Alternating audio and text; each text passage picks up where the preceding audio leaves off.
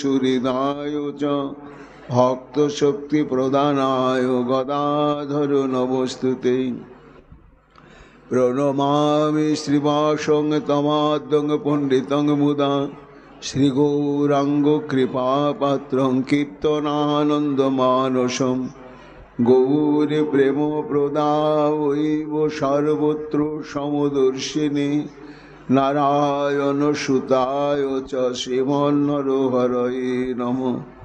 বর্হাপীড়াভিরামং মৃগমদ তিলকং কুণ্ডলাক্রান্ত গণ্ডং কন্যাক্ষং কুম্ভুকণ্ঠং স্মিত শুভগ মুখং সাধুরে ন্যস্তবেনুম শ্যামং শান্তং ত্রিভঙ্গং রবিকর বসন ভূষিতং বৈজয়ন্ত্য়া বন্দে বৃন্দাবনস্থ যুবতী শতবৃতম ব্রহ্ম গোপাল বেশম। নমো নলিন নেত্রায় বেণুবাদ্য বিনোদিনে রাধাধর সুধাপানং শালিনে বনমালিনে। হে কৃষ্ণ করুণা সিন্ধুর দীনবন্ধু জগৎপতে গোপেশ গোপিকা কান্ত রাধা কান্ত নমস্তুতে। মুখং করোতি বাচালং পঙ্গুং লঙ্ঘয়তে গিরিম যৎকৃপাতমহং বন্দে পরমানন্দ মাধবম। তপ্তো কাঞ্চন গৌরাঙ্গী রাধে বৃন্দাবনেশ্বরী বৃষভানুসুতে দেবী তং নমামি হরিপ্রিয়ে। মহাভাব স্বরূপা তং কৃষ্ণপ্রিয়া বুরিয়সী প্রেম ভক্তি প্রদে দেবী রাধিকা তং নমাম্যহম। বন্দে নন্দ ব্রজ স্ত্রীণাং পাদরেণুমভিঘ্নস ইয়াসাং হরিকথোদ্গীতং পুনাতি ভুবনত্রয়ম। অচতুর্বদন ব্রহ্মাদিবাহুরূপরো হরি অভালোলোচন শম্ভুর ভগবান বদরায়ণী। यं प्रभयन्तमनुपेतमपेतकृतं द्वैपायन विरह कातरयजुहावो पुत्रेति तन्मया तया तरवयोभिनेदुस्तं सर्वभूतहृदयमुनिमानुतस्मि। तमादिदेवं करुणानिधानं तमालवर्णं स्थितावतारम् अपार संसार समुद्र सेतु भजामहे श्रीभागवत स्वरूपम। वंशाकल्पतरुभ्यश्च कृपा सिन्धुभ्येव च पतितानां पावनेभ्यो वैष्णवेभ्यो नमो नमो। जयो रूप सनातन भट्ट रघुनाथ श्रीजीव गोपाल भट्ट दास रघुनाथ। भक्ति भरे बंदी छय गोसाइर चरण यहाँ हईते विघ्न नाश अभीष्ट पूरण। जय गौर भक्त बृंद गौर जदेर प्राण सबे मिले देह मोरे निताय गौर भक्ति दान। निताय गौर हरि बोल निताय गौर हरि बोल निताय गौर हरि बोल निताय गौर हरि हरि बोल।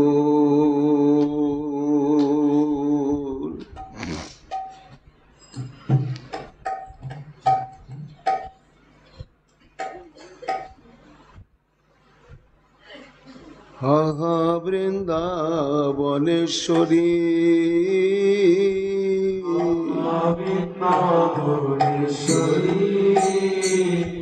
हा हा वृंदावनेश्वरी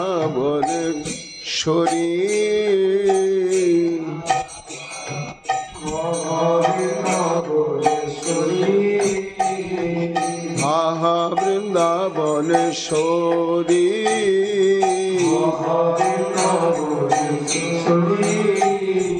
तुम्हार चरण नुपुरे रोधनी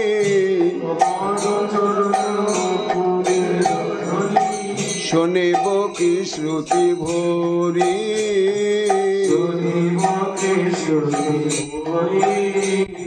आहा वृंदावनेश्वरी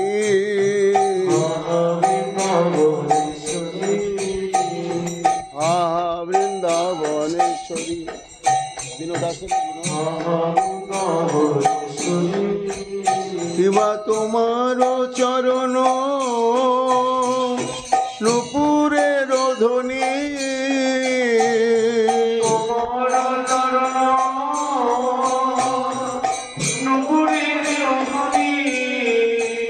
আমি শুনিব কি শ্রুতি ভরে শুনিব কি শ্রুতি ভরে হরে তোমার চরণ নূপুরের ধ্বনি শুনিব কি শ্রুতি ভরে শুনিব কি শ্রুতি ভরে গোবিন্দ আছে শুনিব কি শ্রুতি ভরে তুমি রাধারা সীতা দেখি 22 নম্বরটা হরে তোমার চৈতন্য তো ভরে দিয়েছি 22 নম্বর ল্যাপটপে আছে হয়তো ভরে দিতে হবে শুনিব কি শ্রুতি ভরে শুনিব কি শ্রুতি ভরে ছত্র কমল বলয় কুণ্ডল বেদী শঙ্খ চন্দ্র বল্লী ছত্র কমল বলয় কুণ্ডল বেদী শঙ্খ চন্দ্র বল্লী আর ছত্র কমল বলয় কুণ্ডল বেদী শঙ্খ চন্দ্র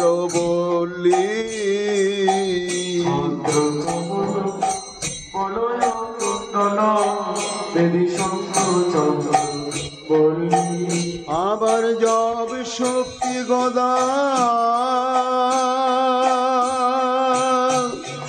সৌভাগ্যাদি চিহ্ন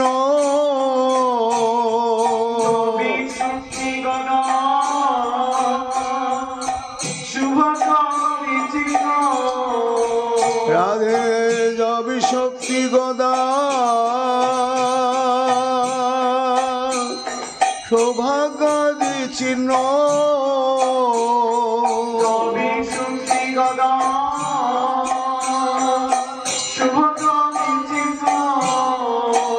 আমি হেরিব নয়ন ভরে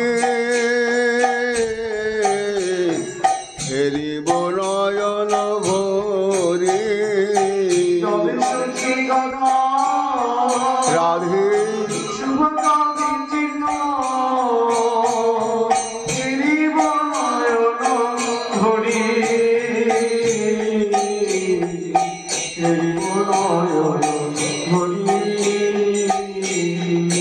রাধে চরণ সুগন্ধ আঘ্রাণ করিয়া হইব কি অনুমত হারাধে হারাধে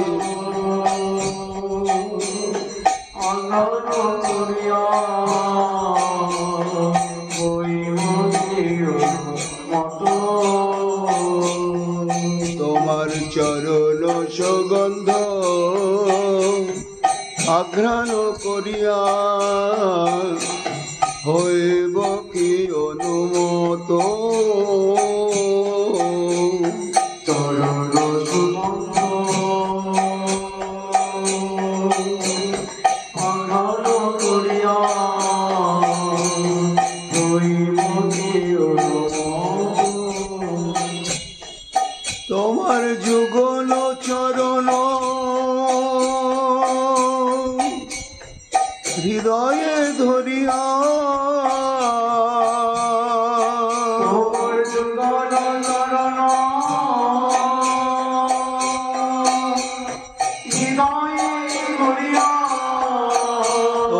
যুগল চরণ হৃদয়ে ধরিয়া তোমার যুগল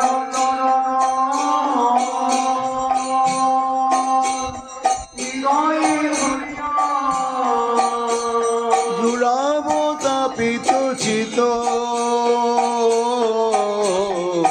জোড়াবো তা কৃত চিত তবে যুগল চরণ হৃদয়ে ধরিয়া জোড়াব তাপিত চিত জোড়াব তাপিত চিত আবার সুগন্ধি সলিলে অরুণ চরণ কমল ধোয়াব ধীরে সুগন্ধি সলিলে অরুণ চরণ কমল ধরি আমি সুগন্ধি সলিলে অরুণ চরণ কমল ধোয়াব ধীরে সুগন্ধি সলিলে অরুণ চরণ কমল ধরি সে চরণ অমৃত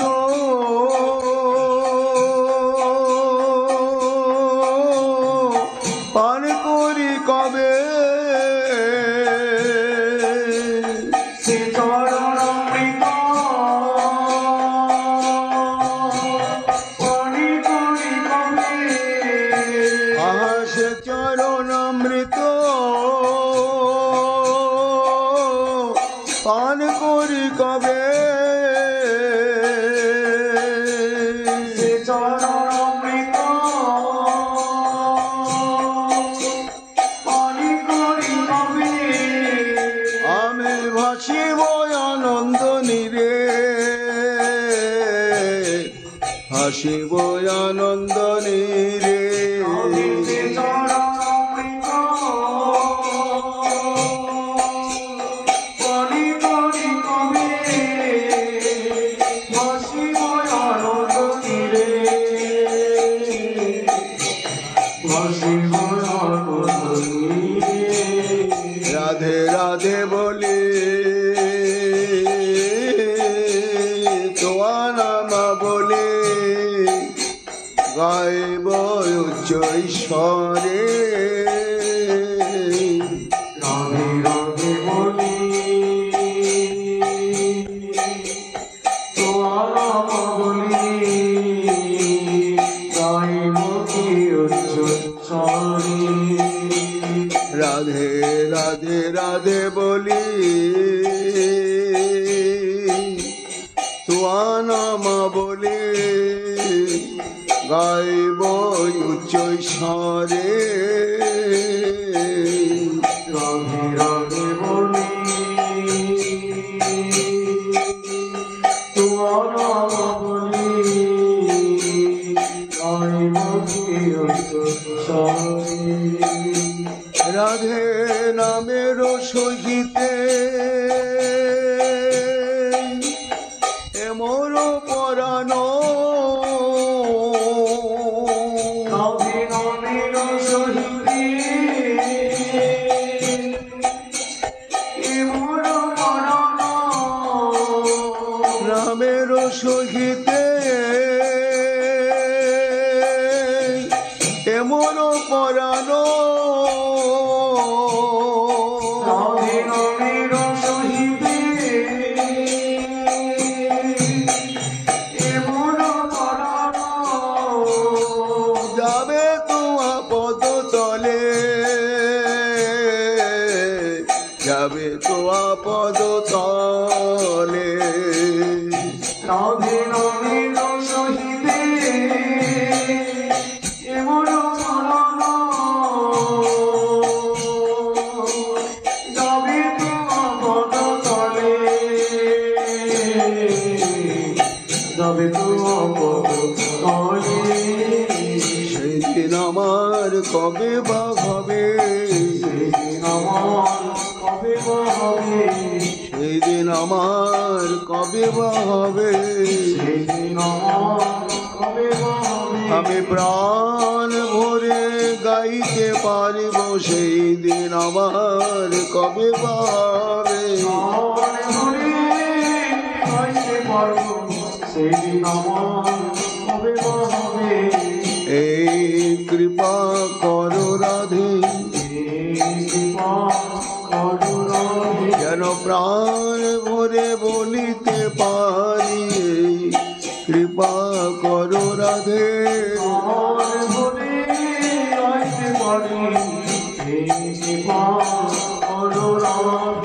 আমার প্রাণ যাবার কালে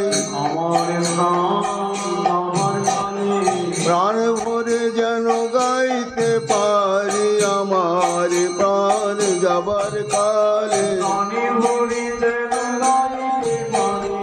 রাধে প্রাণ রাধে বলে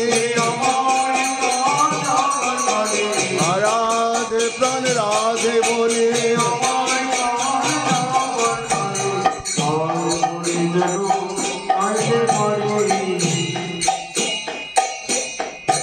আবার শৈলেন্দ্র মুকুট বলি গোবর্ধন শৈলেন্দ্র মুকুট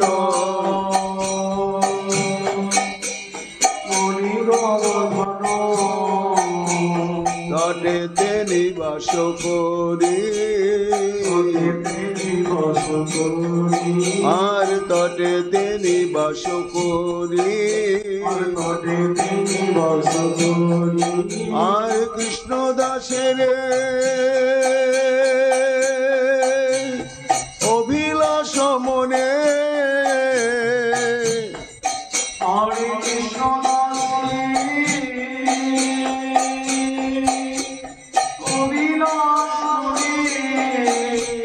পূর্ণ করো প্রাণেশ্বরী পূর্ণ করো প্রাণেশ্বরী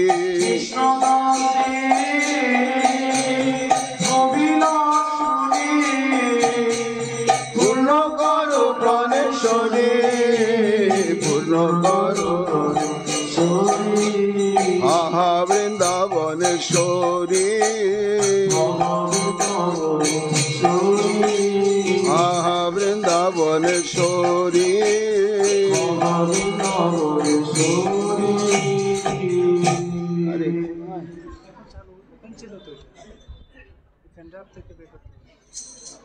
লাগানো আছে ফ্যানটার থেকে কোনো দেয় না এমনিতে আছে ওপেন ছিল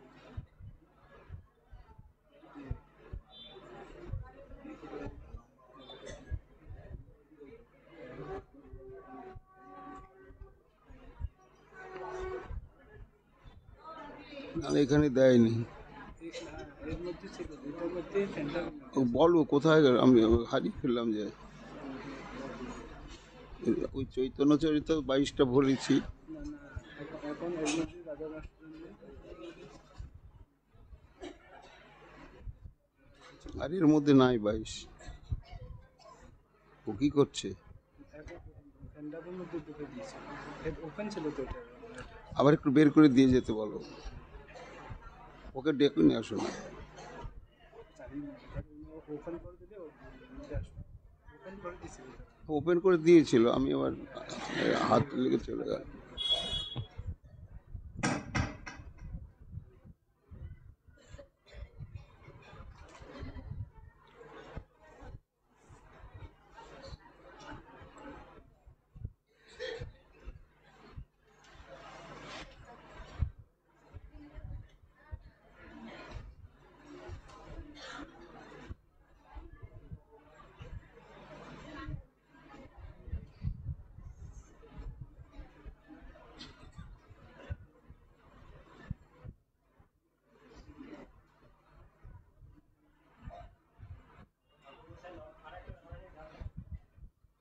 রাধে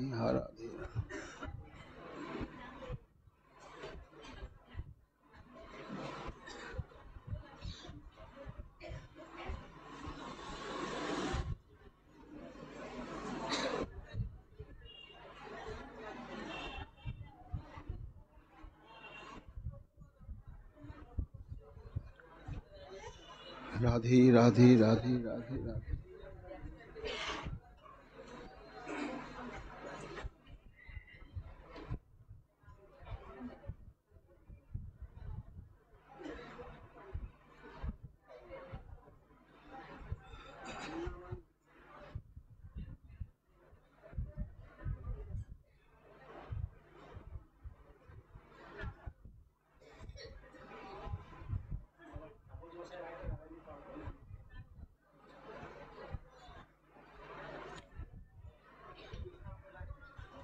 শয়নে কিশোরী স্বপনে কিশোরী কিশোরী নয়ন তারায় আমার শয়নে কিশোরী স্বপনে কিশোরী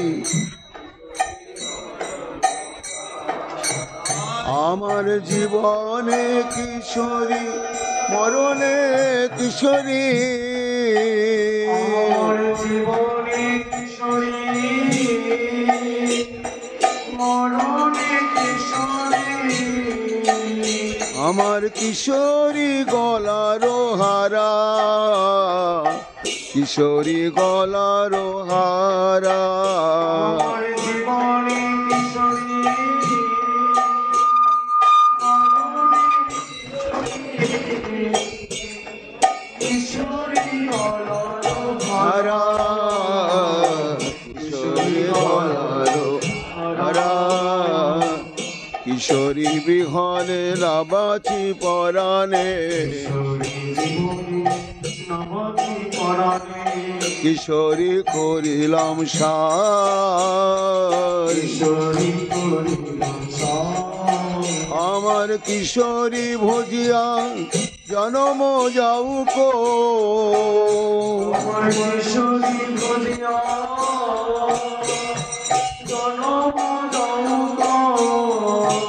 আমি কিছু না চাহিয়ে আর কিছু না চাহিয়ে আর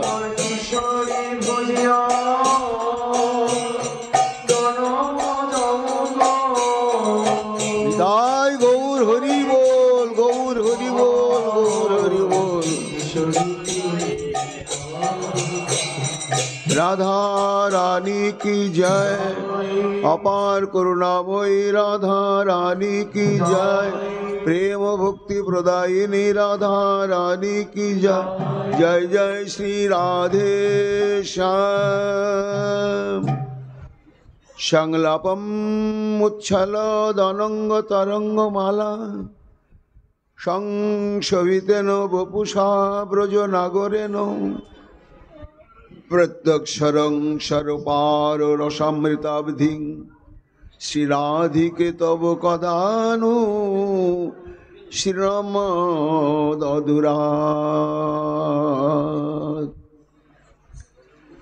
কলিযুগ পাবন অবতার প্রেম পুরুষোত্তম ভগবান শ্রীকৃষ্ণ চৈতন্য মহাপ্রভুর অতীব প্রিয় অন্তরঙ্গ পরিকর শ্রীমতী রাধারানীর কৃপা করুণা রসে গঠিত তনু পরম পূজ্যপাদ শ্রীমৎ প্রবোধানন্দ সরস্বতী তার শ্রী শ্রী রাধারস সুধানিধি নামক শ্রী গ্রন্থেতে 46 সংখ্যক স্তোত্রেতে এক অভিনব শ্রবণের অভিলাষ পোষণ করছেন। হে আত্মেশ্বরী, হে শ্রীজি, হে আমার স্বামিনী, কবে আমি অনতি দূর থেকে প্রাণ ভরে শ্রবণ করব। রাধারানী যেন বলছেন, কিঙ্করী, তা হঠাৎ আবার কি শ্রবণে তোমার বাসনা জাগলো? না, অন্য কোনো বাসনা। সংলাপম, তোমাদের পরস্পরের সংলাপ সম্যক রূপে অন্তরঙ্গ প্রসঙ্গ সমন্বিত যে সম্যক রূপে আলাপ, সেখানে তুমি আর সে ছাড়া কেউ নেই। এই জন্য দুজনার মনের গহন গোপনে যত রসের কথা প্রাণ খুলে তোমরা সম্যক রূপে আলাপ করবে। কার সঙ্গে আলাপ করব? অনঙ্গ তরঙ্গমালা শঙ্খভিতেন বপুষা ব্রজনাগরেণ। তোমার ব্রজনাগরের সঙ্গে। কেমন ব্রজনাগর? না উচ্ছল অনঙ্গ তরঙ্গমালা, উচ্ছলিত মদন তরঙ্গমালার দ্বারা সংক্ষোভিত অঙ্গ প্রত্যঙ্গ বিকারভূত, এমন যে তোমার ব্রজনাগর, সেই ব্রজনাগরের সঙ্গে তুমি নিভৃতে নির্জনে প্রাণ খুলে খুব গুচ্ছ পরস্পর আলোচনা করবে। মৃদু হেসে যেন রাধারানী বলছেন, ও হো, আমাদের আলোচনা শুনবার তোমার কি বাসনা আছে? এই আলোচনার মধ্যে কি রস আছে, কি মধু আছে যে তোমার শুনবার জন্য এত বাসনা, এত অভিলাষ জাগলো কিঙ্করি? ওটা বলো না। রসগোল্লাকে জানে সে কত মিষ্টি, রাজভোগ জানে না সে কত মধু, মিশ্রি জানে না সে কত মিঠা, কিন্তু যারা আস্বাদন করে তারা জানে। এই যে তোমার অনঙ্গ তরঙ্গমালায় ক্ষুব্ধ অন্তঃকরণ বিশিষ্ট এবং অঙ্গ প্রত্যঙ্গ বিশিষ্ট প্রীতমের সঙ্গে তুমি যে এই সম্যক সংলাপ বলবে, তা তোমার বদন থেকে ঝরবে কি জানো? প্রতীক সলং সরপার সমৃতাব্ধি। প্রত্যেকটি অক্ষর, প্রত্যেকটি শব্দ একেবারে অমৃত অমৃত নিচ্ছরিত হবে। সেই সৌভাগ্য কবে হবে আত্মেশ্বরী আমার? কেন? যদিও তুমি আমাদেরকে অভিন্ন মনে করো, তবু সে আলাপের প্রাক্কালে সে তোমাদের সান্নিধ্যে থাকলে হয়তো উদ্দীপনটি কমে যাবে। তাই আমি অদূরা, খুব দূরেও নয় নিকটেও নয়, সেখান থেকে আমি শ্রবণ করব। এক একটি স্তোত্রই হচ্ছে স্মরণানন্দী সাধকের স্মরণাঙ্গ ভক্তি অনুশীলনের উদ্দীপন জাগানো মহা শক্তিশালী এক একটা করে মন্ত্র বিশেষ। যেমন শাস্ত্রে বলেছেন, তিনটি অচিন্ত শক্তিকে বিশ্বাস করতে হয় আমাদের। কেন হলো এটা প্রশ্ন নেই। সেটি হচ্ছে মন্ত্র, মণি আর মহৌষধি। মন্ত্রের অলৌকিক শক্তিটা মানতে হবে। তেমনি স্টোন, এরকম মণি আছে যে ধারণ করলে 1 মাস অনাহারেও তার শরীর দুর্বল হবে না। এই অলৌকিক শক্তি মণির মধ্যে রয়েছে। আর মহৌষধি, ঔষধির মধ্যে শক্তি রয়েছে। তা তেমনি এই যে তোমাদের যে পরস্পর সংলাপ, এই সংলাপ একটা অদ্ভুত রসক্ষরণকারী অমৃত। আর শ্রবণের দ্বারা অশেষ অশেষ সুখ আনন্দ এবং নিজের জীবন মন প্রাণ কৃতার্থ হবে। এই প্রসঙ্গগুলোই আমাদের স্মরণীয় বিষয়, মননীয় বিষয়। আর গৌড়ীয় বৈষ্ণব সম্প্রদায়ের মূল লক্ষ্যই হচ্ছে স্মরণাঙ্গ ভক্তি। স্মরণাঙ্গ ভক্তিকে পুষ্ট করবার জন্যই শ্রবণ কীর্তন অর্চন বন্দন যত কিছু আমাদের, যেন মন একেবারে মেখে যায় খেতে নিতে শুতে চলতে ফিরতে শয়নে স্বপনে। যেন গোসাইরা দৃষ্টান্ত স্থাপন করলেন, 56 দণ্ড রাত্রি দিনে রাধা কৃষ্ণ গুণগানে এই মতো সদায় গোয়ায়, 4 দণ্ড শ্রুতি থাকে স্বপ্নে রাধা কৃষ্ণ দেখে, এক ক্ষণ ব্যর্থ নাহি যায়। তাহলে স্মরণাঙ্গ ভক্তিটাকে কত গভীর গভীর গভীরভাবে অনুশীলন করলে তবে স্বপ্নের মধ্যে লীলা এইভাবে প্রতিবিম্বিত হয়। এটি আমাদের গৌড়ীয় বৈষ্ণব সম্প্রদায়ের সংবাদ এবং এটি হচ্ছে চৈতন্য দেবী কর্তৃক প্রদত্ত অনর্পিত বস্তু। এই কথায় ঘোষণা করলেন নরোত্তম ঠাকুর মশাই, সাধনে ভাবিব যাহা সিদ্ধ দেহে পাবো তাহা, রাগ পথের এই সে উপায়। সাধনে ভাবতে হবে, একেবারে নিরবচ্ছিন্ন ভাবতে হবে, সময় ধরে নয়। 24 ঘন্টার মধ্যে মেপে হিসাব রেখেছি 2 ঘন্টা, আর 22 ঘন্টায় আমি সাধারণ মানুষ। 22 ঘন্টা যদি দেহদৈহিক আবেশ নিয়ে আমি চলি, তা 2 ঘন্টা অনুশীলনে কি আমার সিদ্ধ স্বরূপের জাগরণ হবে? সে আবেশে কি আমি নিজেকে প্রতিষ্ঠিত করতে পারবো? তা নয়। এই জন্য অনুক্ষণ আমাদের প্রচেষ্টা হবে, সর্বক্ষণ। কেন না সাধনে ভাবিব যাহা, সিদ্ধ দেহে পাবো তাহা। রাগ পথের এই উপায়। রাগ পথ মানে ভালোবাসার পথ। এখানে বিধিমার্গকে অবলম্বন করে নয়, প্রাণের প্রেম, হৃদয় অন্তর নিংড়ানো প্রেমের আতিশয্যে প্রিয়া প্রীতমকে ভালোবাসা, এটা রাগের পথ। এই ভাবের ভজনই হচ্ছে আমাদের ভজন। ভাব নিয়ে ভজন করতে হবে, আর ভাব বা স্মরণের সঙ্গেই ভজন করতে হবে। এটিকে মহাপ্রভু নিজে বললেন না, আগে ছিল না, বহু হাজার হাজার যুগে, বৈদিক যুগের সংবাদ উপনিষদে রয়েছেন। জয়া ক্রতুরস্মিন লোকে পুরুষ ভবতি তথিত প্রেত্য ভবতি সক্রতুং কুর্বিত। ছান্দোক্য উপনিষদে আছে যে এই বিশ্বে যে সমস্ত জীব, তারা যে ভাব বা যে চিন্তন, যে রস অবলম্বন করে যখন তাদের মৃত্যু হয়, স্থান ত্যাগ করে, তখন দেহান্তেও সেই ভাবটাই তাদের সঙ্গে যায়, কি তদনুরূপ আবার তাকে দেহ প্রদান করে বা জন্ম প্রদান করে। এটা বৈদিক যুগের সংবাদ।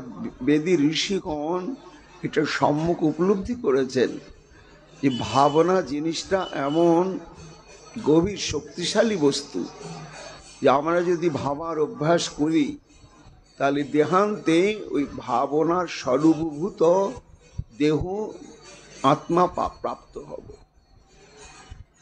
বৃহদারণ্যক উপনিষদে ওই একই কথা ঘোষণা করা হয়েছে।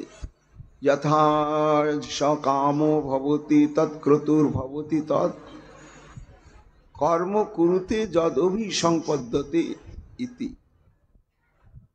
মানুষ তো কামনার দাস, সব সময় আমরা কাম এবং কামনা নিয়ে চলছি। এই কামনার আবার প্রকারভেদ আছে, সৎ অসৎ, নিত্য অনিত্য। নিত্য কামনাই হচ্ছে ভগবত সম্বন্ধযুক্ত যে কামনা, যে স্পৃহা, যে লালসা, সেটি। তো সেই প্রবৃত্তি লালসা নিয়ে যদি কেউ নিরন্তর অনুশীলন করতে থাকে, তাহলে কি হয়? তদনুরূপী তদ অভিসম্পদ্যতে ইতি, তদ অনুরূপী সে ফল প্রাপ্ত হয়। এই উপনিষদ বেদীর কথাটি আবার ভগবান শ্রীকৃষ্ণ নূতন করে বিশ্ব মানবের কাছে তুলে ধরলেন। জং জং বাপি স্মরণ ভাবং তজন্তন্তে কলেবরম তং তমে বৈদি কন্তেও সদা তদ ভাব ভাবিতা।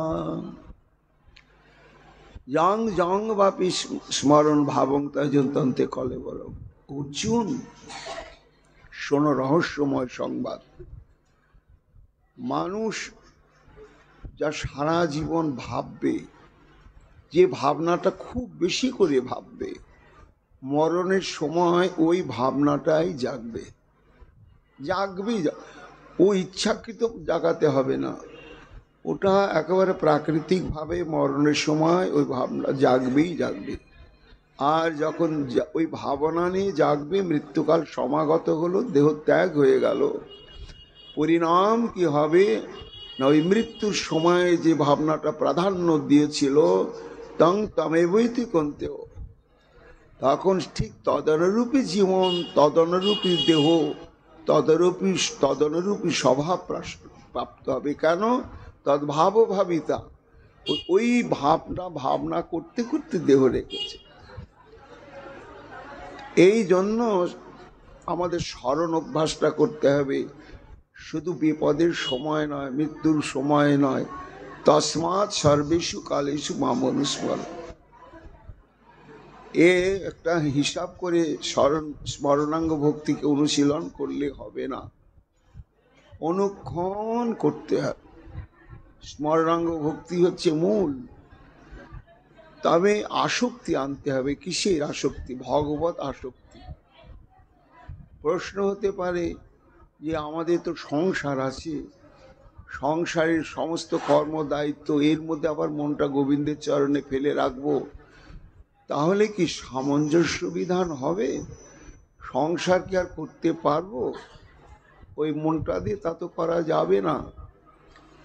চৈতন্য মহাপ্রভু বলছেন, কে বলল করা যাবে না? জড় জগতে যদি করা যায় তাহলে পারমার্থিক জগতেও করা যাবে। কি করা যাবে? সনাতন গোস্বামী, রূপ গোস্বামী বারবার পত্রবাহকের মাধ্যমে পত্র পাঠাচ্ছেন, প্রভু আমরা বিষয়ের মধ্যে থাকতে পারছি না, তুমি উদ্ধার করো, উদ্ধার করো, উদ্ধার করো।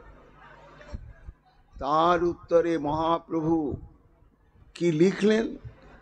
বলে, থাকো কিন্তু থেকো না। কেমন না? পর ব্যসনিনী নারী ব্যাঘ্রাপি গৃহকর্মেষু তদেব আশা দয়তন্তর নব সঙ্গ রসায়নম। বলে, সনাতন রূপ সর্বকাজের মধ্যেও মনটাকে আসক্তির সঙ্গে ভগবানে কেমন করে লেপ্টে সারাদিন শয়নে স্বপনে সংলগ্ন করে রাখা যায়, তার একটা অতি বাস্তব দৃষ্টান্ত হচ্ছে ভ্রষ্টা রমণী।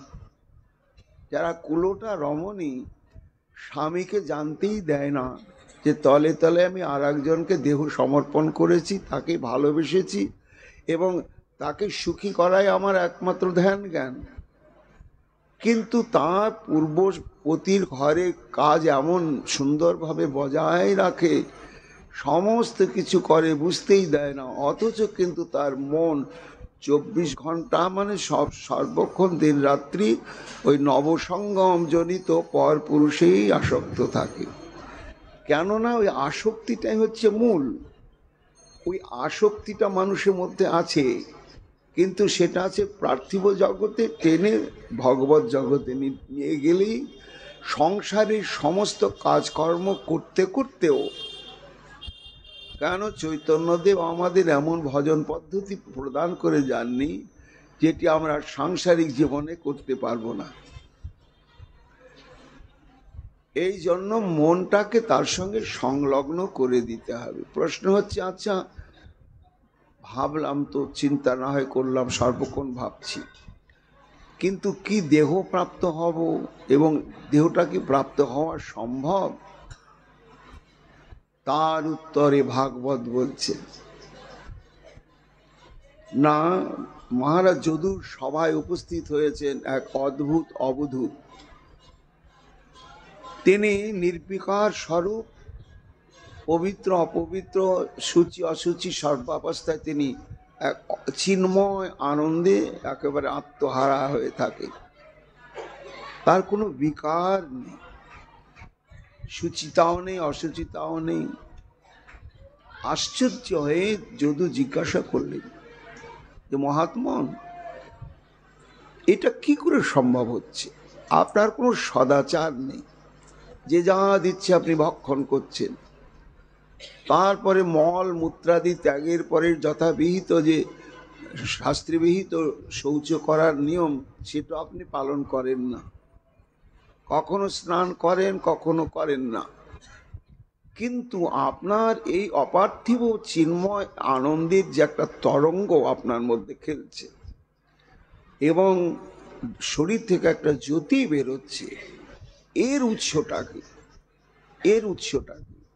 তো তার উত্তর দিতে গিয়ে সে অবধূতজি বলেছিলেন যে, মহারাজ এর অন্তরালে রহস্য আছে। আমার দীক্ষাগুরু একজন, মন্ত্রগুরু বা দীক্ষাগুরু একজন, তিনি কৃপা করে আমাকে মন্ত্র বা দীক্ষা দিয়েছেন। কিন্তু আমার এই ভজন জীবনকে গড়ে তোলার জন্য শিক্ষাগুরু হচ্ছে 24 জন। এই 24 জনের কাছে 24 প্রকার আমি শিক্ষা লাভ করেছি। আর 24 প্রকার শিক্ষা লাভ করে সেই শিক্ষাগুলোকে আমার জীবনে আচরণ করতে করতে করতে করতে ওই গুরুগণের কৃপাতে আমার এই দশা প্রাপ্ত হয়েছে। এই বলে তিনি একেবারে 24টি গুরুর বিবরণ দিলেন। সে অনেক আছে ভাগবতের 24 গুরুর কথা, কিন্তু সর্বশেষে উনি বলছেন আমার এক গুরু হচ্ছেন পেশকৃত। পেশকৃত মানে এক ধরনের পতঙ্গ, উড়ন্ত পোকা, শরীরটা চকচকে গাঢ় নীল রঙের হয় বা সবুজ রঙের হয়।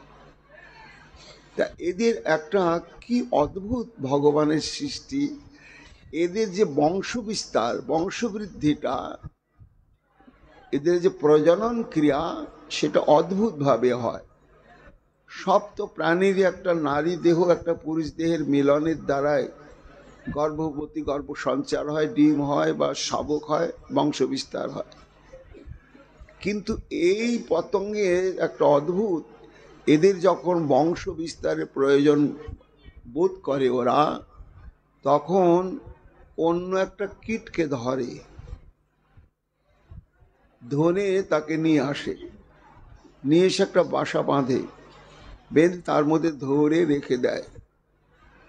এইবার ঠিক 2.5 মাস 3 মাস পরে ওই অন্য যে কীটটাকে ধরে এইভাবে মাটি দিয়ে ঢেকে দিয়ে চলে গেল, ওই 2.5-3 মাস পরে ওই অন্য কীটটা এই কীটে রূপান্তরিত হয়ে উড়ে চলে যায়। এটা বাস্তব সত্য কথা, আমি দেখেছি। কি অদ্ভুত! বিশেষ করে আরশোলাগুলোকে বেশি ধরে, সে আরশোলাটা পরবর্তীতে রূপান্তরিত হয়ে যায় এই কীটে।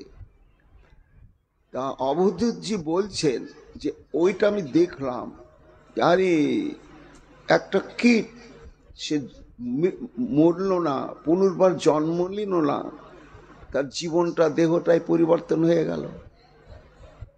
একটা আলাদা জীবন, আলাদা দেহ, একটা অন্য জীবন অন্য দেহে রূপান্তরিত হয়ে গেল।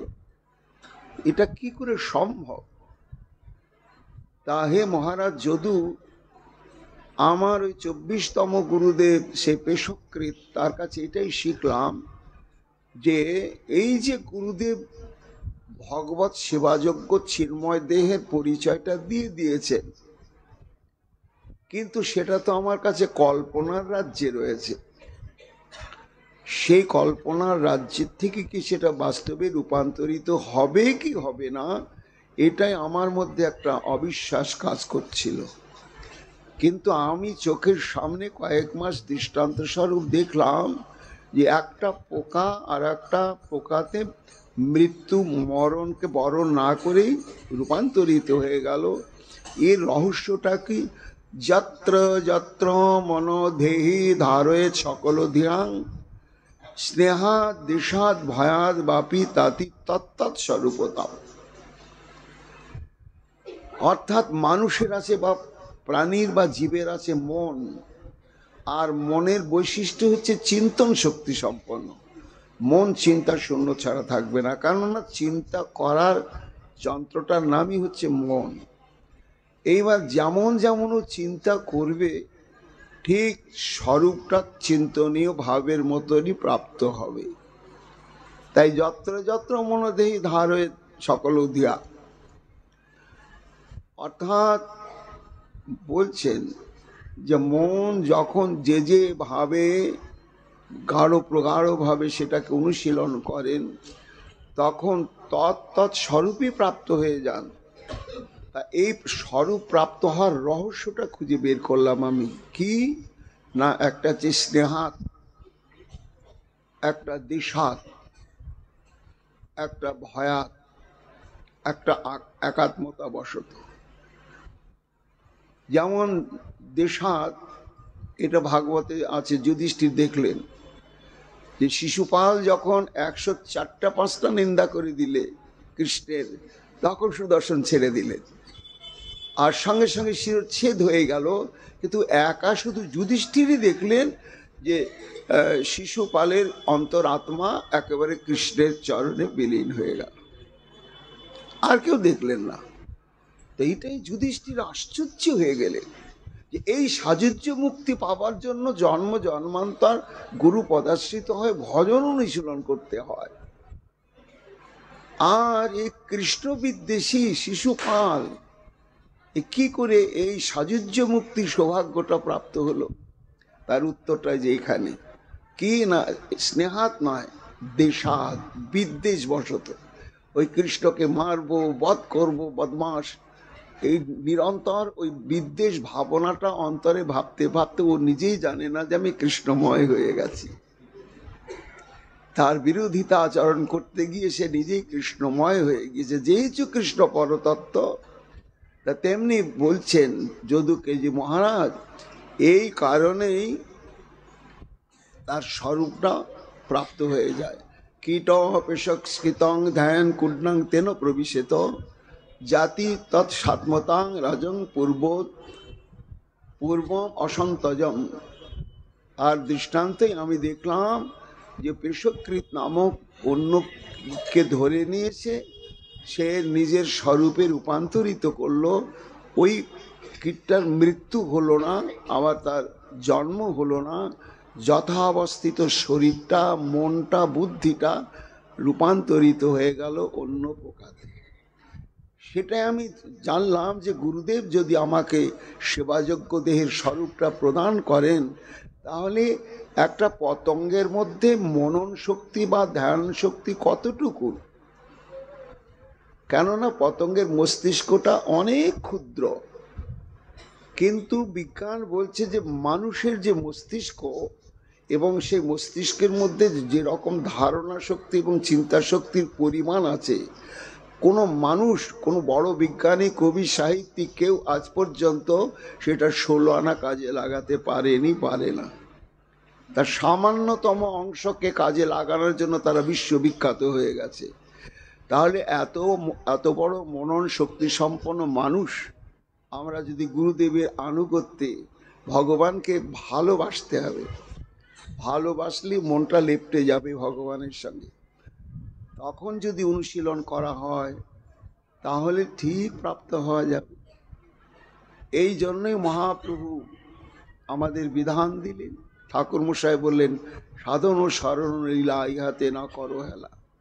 এইবার এই স্মরণাঙ্গ ভক্তির দুটো দিক আছে, একটা হচ্ছে ভগবানের দিক, লীলার দিক, একটা নিজের দিক। দুটোকে আমাদের ভাবতে হবে। এক অভীষ্ট দেব এবং তার লীলার প্রতি অভিনিবিষ্টতা, নিজের স্বরূপের প্রতি নাই। আবার আমাদের যেমন লীলাতে অভিনিবিষ্টতা আনতে হবে, লীলাময়ের প্রতি অভিনিবিষ্টতা আনতে হবে, তার সঙ্গে সঙ্গে আমার আত্মস্বরূপের জন্য নিবিষ্টতা আনতে হবে, যে আমার পরিচয়টা কি, আমি যথাবস্থিত দেহ নয়। এর দৃষ্টান্ত দিতে গিয়ে মহাপ্রভু বলছেন যে অভীষ্টদেব বা লীলার তন্ময়তাটা কেমন হওয়া উচিত না। আপনারা সবাই জানেন দৃষ্টান্তটা, দক্ষিণ ভারতে মহাপ্রভু যখন গিয়েছেন তখন গীতাপাঠী ব্রাহ্মণের সঙ্গে সাক্ষাৎ হল। তা তিনি তো আশ্চর্য, ভুল পড়ছে অথচ সাত্ত্বিক বিকার। তা ভুল ভাল পড়ছে তাহলে কিছুই বোঝে না, কিন্তু এই সাক্ষাৎ ভগবানকে দর্শন করলে যে লক্ষণগুলো প্রকাশ পায় শরীর এবং মন এবং বাক্যে, সেই লক্ষণগুলো শরীর, মন, বাক্যে প্রকাশ পেয়েছে। কারণটা কি? দাঁড়িয়ে আছেন চুপ করে, পেছনে সব পাঠ সমাধা হয়ে গিয়ে একবার সমাপ্ত করলেন, তারপরে প্রণাম বন্দনা করে দেখছেন সচল আমার গোবিন্দ, লুটিয়ে পড়লেন চরণে। প্রভু বলে, ব্রাহ্মণ তোমাকে জিজ্ঞাসা করার জন্য দাঁড়িয়ে আছি, তুমি তো ভুল পড়ছো। হ্যাঁ প্রভু, আমি ভুল পড়ছি, কেন আমি পড়াশোনা জানি না, কোনো রকমে কখটা শিখেছি। তোমার এত সুখ, এত আনন্দ হচ্ছে কেন বলো তো, কারণ কি? মহাপ্রভু বুঝিলা তারে, শোনো মহাশয়, কোন অর্থ জানি তোমার এত সুখ হয়? বিপ্র কহে মূর্খ আমি শব্দার্থ না জানি, শুদ্ধা শুদ্ধ গীতা পড়ি গুরু আজ্ঞা মানি।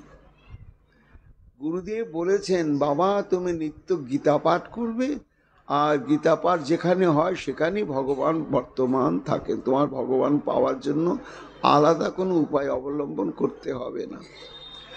এই যে গুরু বাক্যের প্রতি প্রবল বিশ্বাস, সেই কথাই বলছেন যে গুরু আজ্ঞায় আমি পড়ি, শুদ্ধাশুদ্ধ বুঝি না, কিন্তু বিপ্র কহে মূর্খ আমি শব্দার্থ না জানি, শুদ্ধাশুদ্ধ গীতা পড়ি গুরু আজ্ঞা মানি।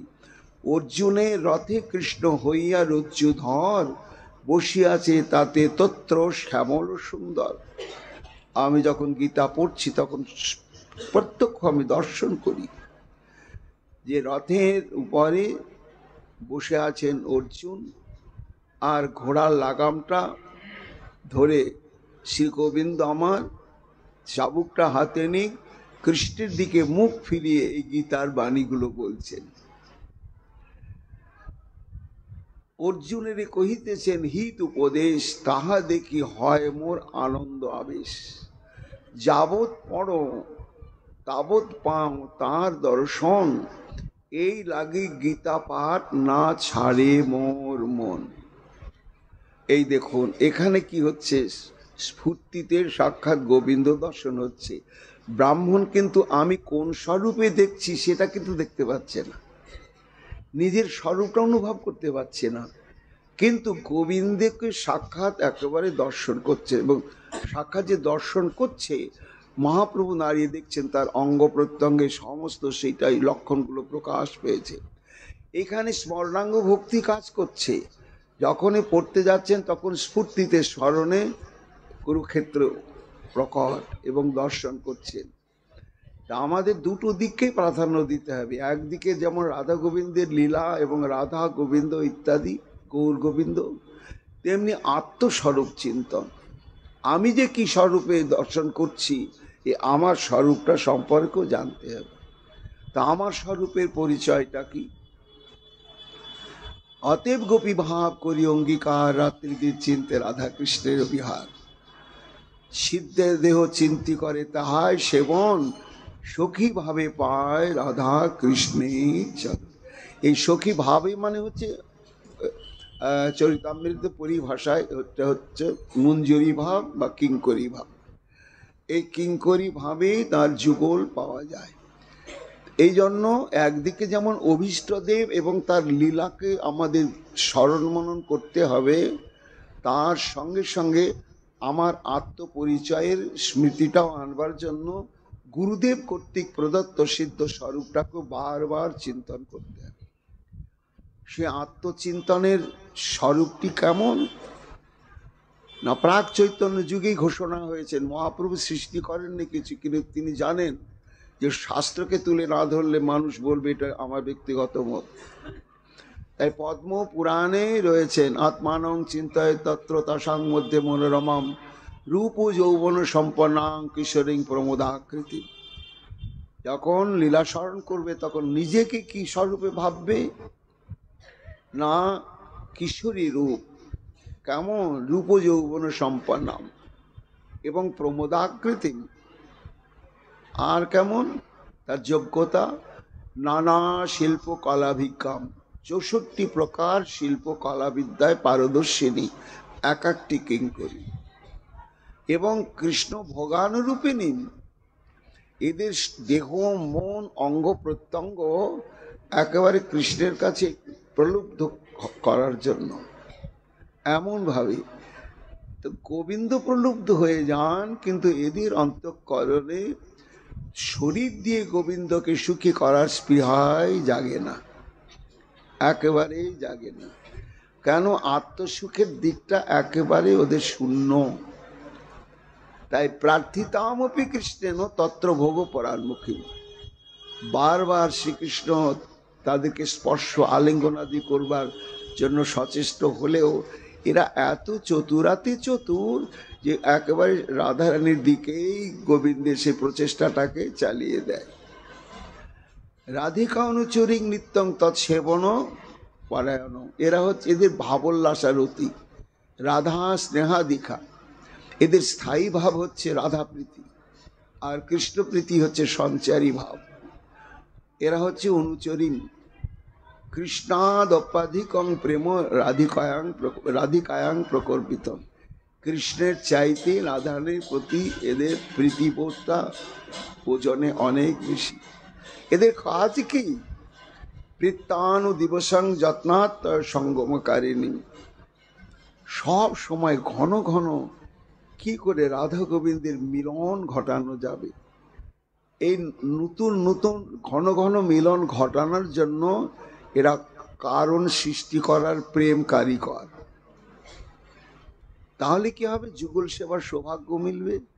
তাই তৎসেবন সুখাহ্লাদ ভাবেনাতি স্বনির্বৃতাম ইত্যাত্মনং বিচিন্তেব তৎসেবাং সমাচারে। এইভাবে একদিকে যেমন শ্রী গৌর গোবিন্দ এবং তার লীলাকে আমাদের স্মরণ আনবার চেষ্টা করতে হবে, তার সঙ্গে সঙ্গে আমাদের নিজের স্বরূপের চিন্তনটাকেও প্রাধান্য দিতে হবে। আজকের প্রবোধানন্দ সরস্বতী পাদ সেই সিদ্ধ স্বরূপেতেই রাধারানীর কিঙ্করী শ্রবণ অভিলাষ পোষণ করছেন। কবে শুনতে পাবো বলো তো? হে আত্মেশ্বরী, সংলাপম, সংলাপ বলে কাকে? না, শাস্ত্র বলছে উক্তি প্রত্যুক্তি মদ বাক্যং সংলাপ ইতি কীর্ততে। উক্তির পরিপ্রেক্ষিতে প্রতিউক্তি বলা হচ্ছে। এই দুটো উক্তি প্রত্যুক্তি মিশ্রিত যে বাক্যালাপ, সে বাক্যালাপকে সংলাপ বলা হচ্ছে। আলাপ বলা হলো না, প্রলাপ বলা হলো না, বিলাপ বলা হলো না, সংলাপ মানে সম্যক রূপে আলাপ। তার মানে পরস্পর আলাপের বিষয়টাই হবে খুব গুচ্ছ তত্ত্ব। স্ফূর্তি হয়েছে লীলার, অভিলাষ পূরণ হলো বলেই তো হাহাকার। অভিসার করিয়েছেন প্রিয়াজিকে কিঙ্করীগণ মিলে, রাধে চলো তোমাকে সাজাই শ্যাম মনোমোহিনী করে। তারপরে সেবার সামগ্রী নিয়ে অভিসার করলেন সংকেতিকৃত কুঞ্জে। আনন্দ ধরে না। আজকে কিভাবে যুগল দর্শন করব, আর কিভাবে উভয়ের নিভৃত কুঞ্জের মধ্যে পরস্পরের সংলাপ শ্রবণ করব। অধীর প্রতীক্ষায় অপেক্ষা করছিলেন আমার শ্রী গোবিন্দ। নূপুরের অনুঝুনু পড়ি গেল সারা, অর্থাৎ নূপুরই যেন গোবিন্দকে আশ্বস্ত করে দিচ্ছেন, এই শাম, এই যে তোমার প্রিয়াজিকে নিয়ে আমরা আসছি আসছি আসছি। নূপুরের ধ্বনি শ্রবণ করে উৎকণ্ঠিত শ্যাম সুন্দর আমার আশ্বস্ত হলেন। নাগর উঠিয়া বলে, রায় এলো পাড়া। স্বাগত জানি অভ্যর্থনা করে কুঞ্জের মধ্যে নেবার জন্যই গললগ্নিকৃত বাসে শ্যাম সুন্দর আমার কুঞ্জের বাইরে এসে দাঁড়ালেন। আইসো আইসো আইসো মোর বিনোদিনী রাধা, দর্শনে দূরে গেল মনসিজ বাধা। এই যে কন্দর্প পীড়া, এই কন্দর্প পীড়া একমাত্র তোমার সঙ্গ প্রভাবে দূর হয়, কিন্তু সেই সঙ্গ বলতে যথাবস্থিত দেহের সঙ্গ নয়। তুমি এমন মহাশক্তিশালিনী হে রাধে, যে দর্শন মাত্রেন আমার অন্তরের এবং বাহিরের যত অনঙ্গ তাপ, অনঙ্গ জ্বালা সব প্রশমিত হয়ে গেল, শীতল হয়ে গেলাম। দর্শনে যেন আলিঙ্গনের সুখে আমার অন্তঃকরণ পরিপূর্ণ হয়ে গেল। নিজ অপিত বাসে রায়ের চরণ ধুলি ঝাড়ে। কত ব্যথা পেয়েছ! আহা, বেদির উপরে বসিয়ে পিতবাস দিয়ে রাধারানী চরণকে নিরমঞ্চন করছেন, ধুলো ঝেড়ে দিচ্ছে। এই দৃশ্যটি দেখে কিঙ্করীগণের বুকটা ফুলে ফুলে উঠছে। কেন? এরা চান যে আমাদের কিশোরী সবসময় চরণ সেবা করুক, নাগর দাস হয়েই থাকুক, এটাই তাদের খুব আনন্দের বিষয়। তারপরেতে এইবার দুজনের হলো মহামিলন। নানা রকম সেবা পরিচর্যা করার পরে দুজন যখন উভয়ে সম্ভোগ স্পৃহায় উদ্দীপ্ত হয়ে উঠলেন, কিঙ্করীগণ আর অপেক্ষা করলেন না, কেলি তল্পকে সুসজ্জিত করে দিলেন, যা দর্শন করলেও উভয়ের অন্তরে কেলি বিলাসের উন্মাদনা আরো দ্বিগুণ থেকে দ্বিগুণ হয়। তারপরে ধীরে ধীরে সেই বিলাস শয্যায় দুজনকে শয়ন করে দিলে, দিয়ে তারা কুঞ্জের বাইরে গবাক্ষ পথে নয়ন দিয়ে লালসা ভরা হৃদয় নিয়ে অপেক্ষা করতে লাগলেন দুজনার মিলন মাধুর্য আজকে কিভাবে প্রকাশ পাবে দেখবার জন্য। বিলাস সমাধা হয়ে গেল, নানা বৈচিত্র্যময় বিলাস।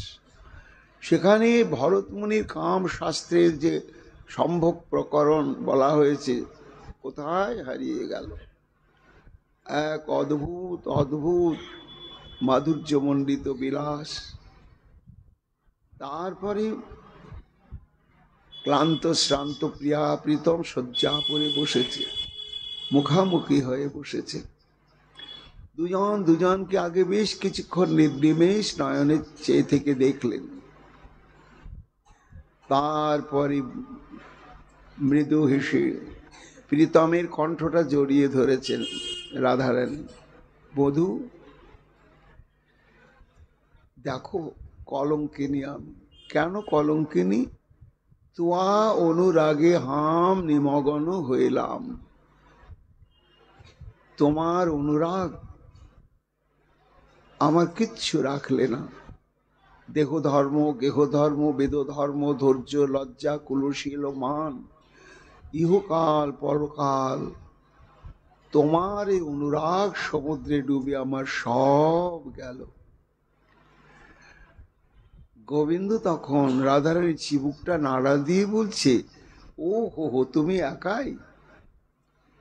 আমার দিকটা ভাবো, তোমার আবার কি দিক? তোয়া অনুরাগে হাম গোলক ছাড়িলাম। আমার নিত্য গোলক কাক্ষ বৃন্দাবন, সেখানে তো নিত্য সম্ভোগ স্বরূপ নেই, নিত্য যোগপীঠে আমি নিত্য বর্তমান। কিন্তু তবু কেন এই নরবপু ধারণ করে প্রাকৃত ব্রহ্মাণ্ডে এলাম? হা রাধারানী, তোমার জন্য। কেন? তোমাকে নিয়ে পরকীয়া রস নির্যাস আস্বাদন করবার জন্যই গোলক পরিত্যাগ করে এলাম। রাধারানী এই সংলাপ দুজনার শুনছেন কিঙ্করীগণ। রাধারানী বলছেন, বধূ তা না হলো, কিন্তু একবার আমার কথা ভাবো। কি তোমার কথা? তোয়া অনুরাগে হাম কাননেতে ধাই। আমি রাজনন্দিনী জানো, এবং বড়ুয়ার বধূ। যে ঘরের বৌমা সেটাও বিশাল ঘর, সামাজিক প্রতিপত্তি তাদের যথেষ্ট, কিন্তু তা সত্ত্বেও আমি কাননেতে ধাই। কেন ধাই? বনে ধাই কেন না? বনমালীর জন্য। গোবিন্দ আমার রাধারানী চিবুকটা নাড়া দিয়ে বলছেন, তুমি একাই নয়, তুমি একা নও। তোয়া অনুরাগে হাম ধবলি চড়ায়। আমি তো রাজপুত্র, আমার কি পেটের দায় আছে? কি জন্য আমি বনে বনে ধেনু নিয়ে ঘুরবো? ওটা হচ্ছে আনুষঙ্গিক, ওটার মুখ্য উদ্দেশ্য নয়। উদ্দেশ্যই হচ্ছে তোমার সঙ্গ পাওয়া, এটাই হচ্ছে আমার উদ্দেশ্য। ছলা হচ্ছে ধবলি চড়ানো। রাধারানী আনন্দে মুখটা উজ্জ্বল হয়ে উঠল। বধূ শুধু তাই নয়, তোমায় অনুরাগে হাম পরি নিল শাড়ি। জানো বধূ, সব সময় তো মনে পড়ে, কিন্তু চোখের সামনে পাই না। তার জন্য যাতে সবসময় চোখের সামনে তোমাকে পাই এবং তোমার স্পর্শ অনুভব করি, তোমার স্পর্শ আনন্দেই যেন বিভোর থাকতে পারি, এই জন্য তোমার বরণ সাদৃশ্য নীল শাড়িটা আমি সব সময় পরি। তোমায় অনুরাগে হাম পরি নীল শাড়ি। আর গোবিন্দ তখন রাধার কণ্ঠ জড়িয়ে ধরে বলছেন, হা রাধে, একা তুমি নও, আমারও সেই দশা। তুয়া অনুরাগে হাম পীতাম্বরধারী।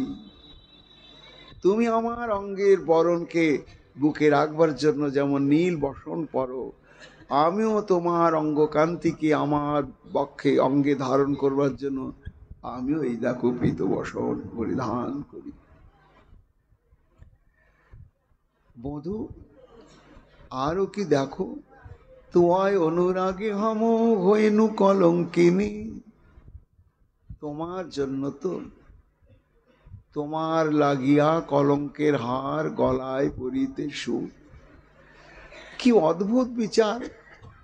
তোমাকে যারা ভজন করে তাদেরকে সবাই সাধু বলে পূজা করে, আর সেই আমি তোমাকে ভজন করি, তাতে হলো আমি কলঙ্কিনী।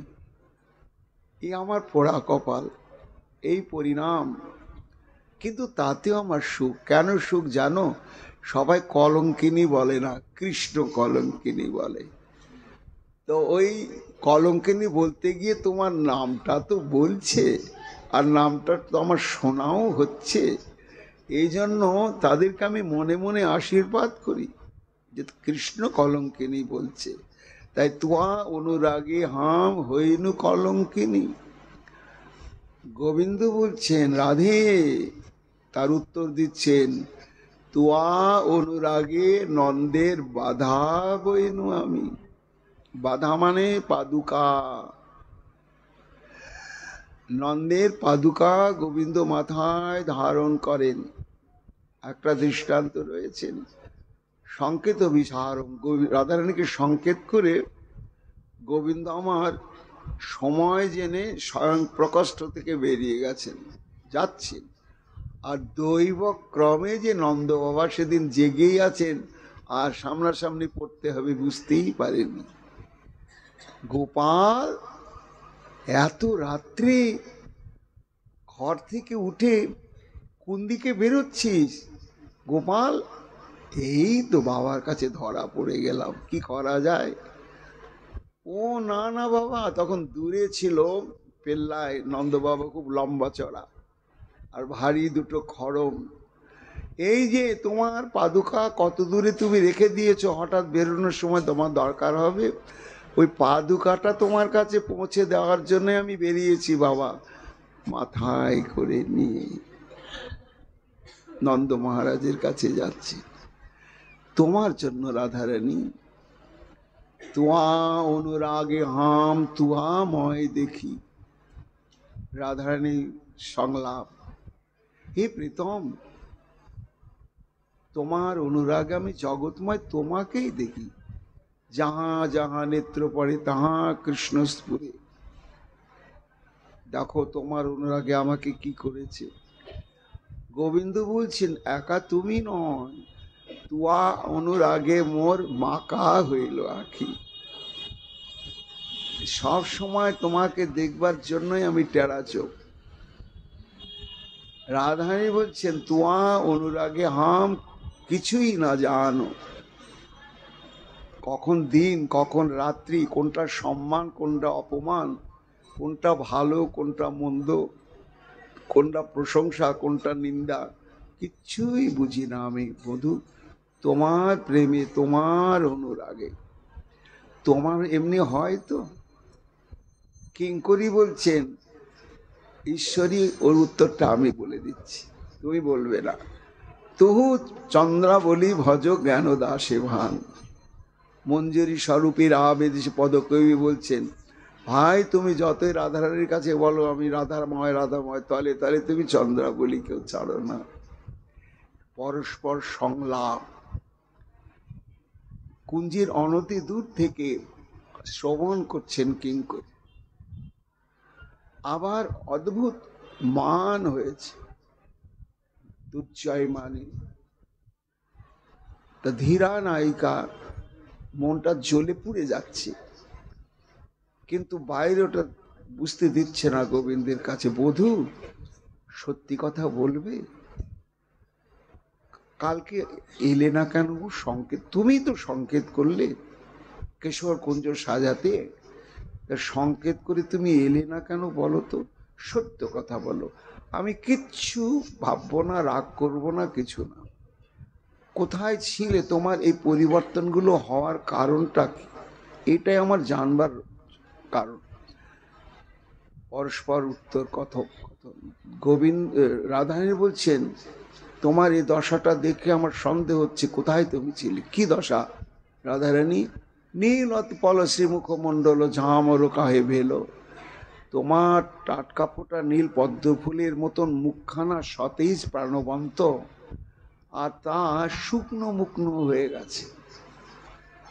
তা নীল পদ্ম ফুল যেমন চাঁদের আলো পেলে বিমর্ষ হয়ে যায়, ওই রকম দশা প্রাপ্ত হয়েছে কেন? সত্যি কথা বলবে। কিন্তু গোবিন্দ ভাবছেন হবে না, যতই চন্দ্রাবলী আমার সেবা করুক, কিন্তু আমার মনটা তো রাধা রাধা রাধা রাধাই করছে। তাই সারা রাত্রি রাধারানীর উৎকণ্ঠায় তো ঘুমও হয়নি, আর উৎকণ্ঠায় মুখটা তো শুকনো মুখনো হবেই হবে। কিন্তু চন্দ্রাবলীর কাছে ধরা পড়েছিলাম, এটা তো বলা যাবে না। তাই সংলাপ কি অদ্ভুত চাতুর্য বিস্তার করে বলছেন, ও মুখটা শুকনো মুখনো দেখছো তো, ওই জন্যই কাল আসা হয়নি। তাই কেন বধূ? মদন যারে তনু তা তোর জাগরে নিশি ভেল। রাধারানীর প্রশ্ন যে তোমার মুখখানা ঝামর হলো কেন? গোবিন্দের উত্তর, কালকে জ্বর এসেছিল, যেই তোমার কাছে আসবো বেরোতে নিয়েছি, হাড় কাঁপুনি দিয়ে জ্বর, মা 7টা লেপ গায়ে দিয়ে ঠেসে ধরে কাঁপুনি থামে না। জানো, সারা রাত্রি জ্বরে জ্বরে জ্বরে আমার কেটেছে। তো এত জ্বরের প্রকোপে না মুখটা শুকনো মুকনো হয়ে গেছে। ললিতা ফিক ফিক করে হাসছে।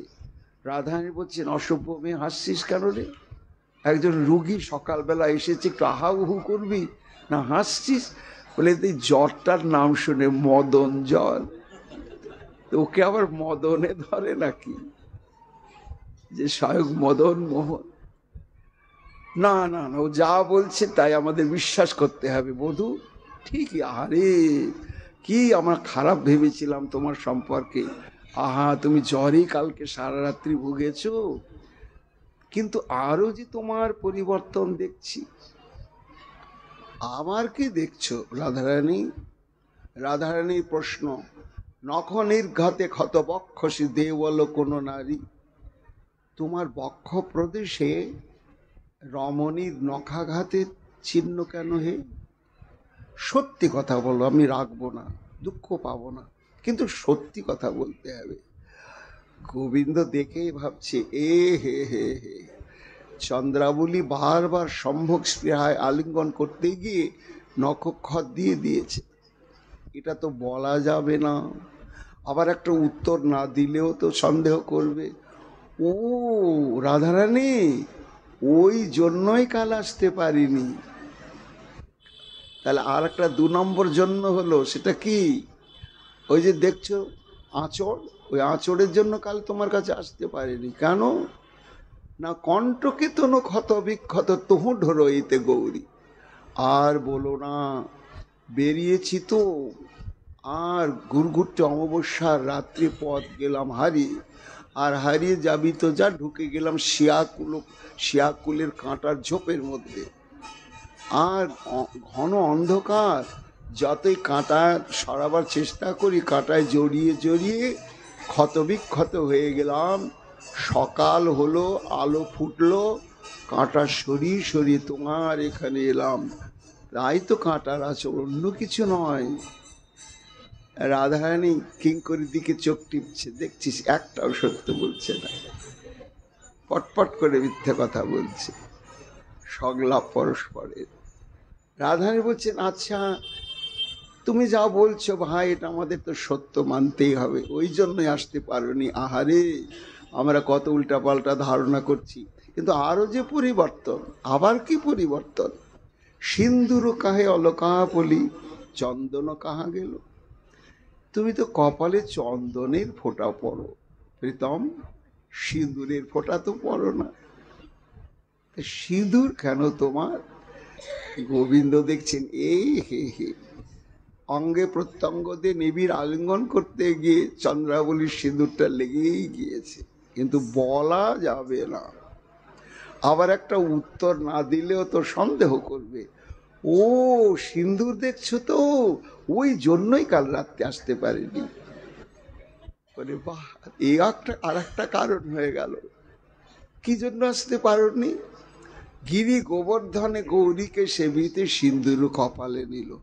শোনো রাধারানী, যে শুভযাত্রা করেছি, সংকেত করে ঘর থেকে বেরিয়েছি, আর অমনি কিনা জেঠি পড়লো, টিকটিকি ডাকলো, কাল প্যাঁচা ডাকতে শুরু করলো, শিকাল চলে গেল, এই সমস্ত কুলক্ষণ কুদৃশ্য দেখে মনটা ভেঙে গেল যে আজকে তোমার দর্শন মিলবে না, অমঙ্গল দেখে ফেললাম সব।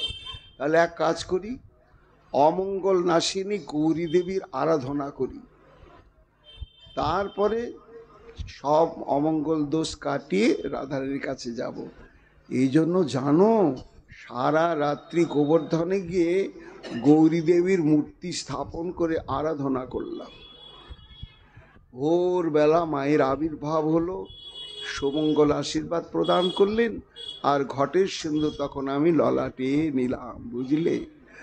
রাধাই বলছেন, ও জগৎ তোমার পূজা করে, তোমার আবার এত পূজাতে মতিগতি হয়ে গেল, তা ভালো।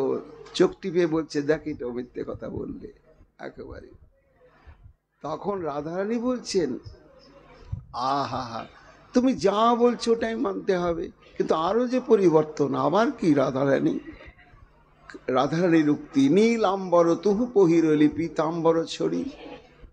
আচ্ছা বধূ, তুমি তো এই কিছুক্ষণ আগেই বললে যে তোয়া অনুরাগে হাম পীতাম্বরধারী, কিন্তু কই তোমার পরিধানে পীতাম্বর, কই নীল শাড়ি পরা কেন? হ্যাঁ, গোবিন্দ দেখছে, এ হে রে, তো চন্দ্রাবলীর শাড়িটাই তো চলে এসেছে। ইস, এখন যদি বলি তো মহা অনর্থ হবে সংলাপ। কি সম্যক রূপে গুছিয়ে গুছিয়ে উত্তর দিচ্ছেন। ও নীল শাড়ি দেখছো না, ওই জন্যই কাল আসতে পারেনি, বুঝলে? বলি সে কি, এই কালকে না আসার জন্য 1 নম্বর 2 নম্বর কত রকম জন্য বেরোলো, আবার এও একটা জন্য। কেন শাড়িটাকে আটকে ধরলো, কি ব্যাপার আর বলো না। যেই কিনা তোমার সংকেত করে বেরিতে নিয়েছি, আর দৈবক্রমে দাদা দেখে ফেলেছে। কাকা খানা, হ্যাঁ এত রাত্রে, হ্যাঁ কোথায় যাচ্ছিস? দাদা তো তোতলা, এই বলে আমাকে জোর করে ধরে ফেললে। ধরে বললে বলছে, দুই ভেয়ে না আজকে এক বিছানায় ঘুমাবো। আমাকে নিয়ে গিয়ে না দাদার বিছানায় শুইয়ে দিয়ে একেবারে চাপটে জড়িয়ে ধরে দাদা ঘুমিয়ে গেল। কি বিপদ বলো তো, আটকা পড়ে গেলাম দাদার কাছে বাহুবন্ধনে একেবারে। যেই দাদা একটু ঘুম ঘুম অবস্থা প্রাপ্ত হচ্ছে, আর যেই উঠতে নিচ্ছি শুরুত করে, কাহানায় যাবি না, আবার চেপে ধরছে। ভোর হয়ে গেলে দাদার ঘুমটা জোর পেয়েছে, হাতটা শিথিল হয়ে গেছে, একেবারে জোরে জোরে নাক ডেকে ঘুমাচ্ছে। সেই সময় আসতে গিয়ে বস্ত্রটা পাল্টে গিয়েছে। রাধারানী বলছেন, কি আশ্চর্য সংবাদ, তোমার দাদা নীল শাড়ি পরে সবাই আমরা জানি, তো দাদার শাড়ি দাদা পরে থাকবে, ভাইয়ের শাড়ি ভাই পরে থাকবে, পাল্টা পাল্টি কি করে হয়? তাহলে বোধহয় বলতে লজ্জাও হচ্ছে, না বললে উপায় নাই, তোমাদের বোধহয় বদ অভ্যাস আছে। কি বদ অভ্যাস? না শয়নের সময় বোধহয় বস্ত্র খুলেই রেখে দাও, আর উঠবার সময় বোধহয় তাড়াহুড়ো করে পাল্টে দিয়েছ। বলি না না না না, একটাও সত্য কথা বলছে না। আচ্ছা তুমি যা বলবে সেটাই মেনে নিচ্ছি, প্রতি উত্তর দিলেন গোবিন্দ। তার পরিপ্রেক্ষিতে আবার রাধারানী বলছেন, আচ্ছা শ্যাম, যাক অনেক পরিবর্তনের কারণগুলো বলে দিল, আর সব কারণটাই কালকে না আসার কারণ। শেষ কারণটা হচ্ছে অঞ্জন কাহে গণ্ডস্থলে রদখণ্ড ন ধরে। তোমার মা কি অন্ধা যে চোখে কাজল পরাতে গিয়ে গালে কাজল পরাবে? গালে কাজল কেন, আর দশনে ক্ষতচিহ্ন তোমার অধর প্রদেশে কেন? সংলাপ উত্তর প্রতি উত্তর দিতে পরাজয় শশী শেখর। আর বাক চূড়ামণি হো তার বাক্য চলে না। কিঙ্করী এই অত্যাদ্ভুত পরস্পরের সংলাপ শ্রবণ করছেন। রাধারানীর প্রত্যেকটা বাক্যের মধ্য দিয়ে যেন অমৃত ঝরে ঝরে পড়ছে। আর এই রাধারানীর সঙ্গ থেকে বঞ্চিত হতে হবে এই ভীতি সন্ত্রস্ত, তার মধ্যে স্বামীর অন্তঃকরণে কন্দর্পের উন্মাদনা। এই কন্দর্পের উন্মাদনাতে গোবিন্দের অঙ্গ প্রত্যঙ্গকে সুশোভিত করে এমন অদ্ভুত মূর্তি প্রকাশ করেছে, একেবারে অশেষ বিশেষ আস্বাদন করছেন কিঙ্করী। এটি নয়নের তৃপ্তি সাধন হচ্ছে, আর প্রত্যুত্তর প্রত্যেকটি রাধারানীর সেটি অমৃত বরিশন হচ্ছে। কিঙ্করী শ্রবণে যেন সুধা ঢেলে দিচ্ছে। স্ফূর্তির বিরতি ঘটে গেল, আর নয়নের সম্মুখে দৃশ্য নেই, শ্রবণে সে অমৃত ক্ষরণ মধুর সংলাপ বাণী আর আসছে না। হা রাধে, হা রাধে, হা কিশোরী, কবে তুমি আবার সেই সৌভাগ্য প্রদান করবে তোমরা পরস্পর সংলাপ বলবে, আর তোমার দীনাদাসী অনতি দূর থেকে প্রাণ ভরে শ্রবণ করে আর নয়নে দর্শন করে কৃতার্থ হব। স্ফূর্তি বিরতিতে আবার হাহাকার। পরবর্তী শ্লোকে আবার কি লীলাবিলাস প্রকাশ পেল মহাপ্রভুর কৃপা, আগামীকাল শ্রবণ কীর্তন করব। এখনকার মতো রাধারস সুধানিধি প্রসঙ্গ এখানেই বিশ্রাম লাভ করবে। নিতাই গৌর হরি বল।